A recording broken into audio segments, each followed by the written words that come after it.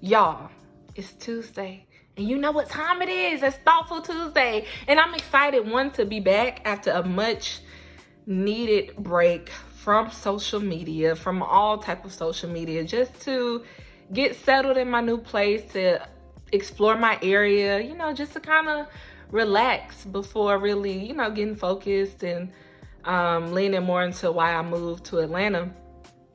But in the midst of me settling, I was realizing, like, what the heck is going on? Like, there was so much apprehension building, and I'm like, okay, am I fearful of being here? It's like, okay, it's jitters, new city, that's to be expected, right? But it was just simple things like making a choice. Should I do this or that? Should I buy this or that? And I'm like, t.a.l.a.y.a, what the heck is this coming from? You've never been that person to be so apprehensive on making a decision. Once you have your mindset and you know what you want, you go out and get it. And it made me think about Jesus healing on the Sabbath. The Pharisees had so much to say. I mean, so much to say. Like, how dare you? This is blasphemous. How are you healing on the Sabbath?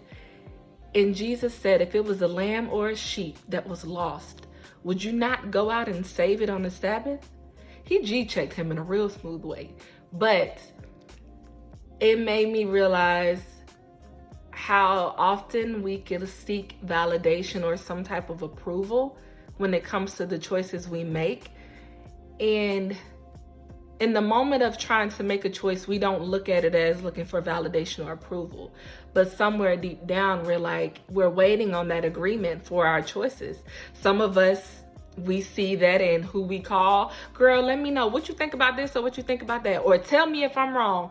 I'm big on tell me if I'm wrong type of conversations with my girls, and they be like, T, you wrong.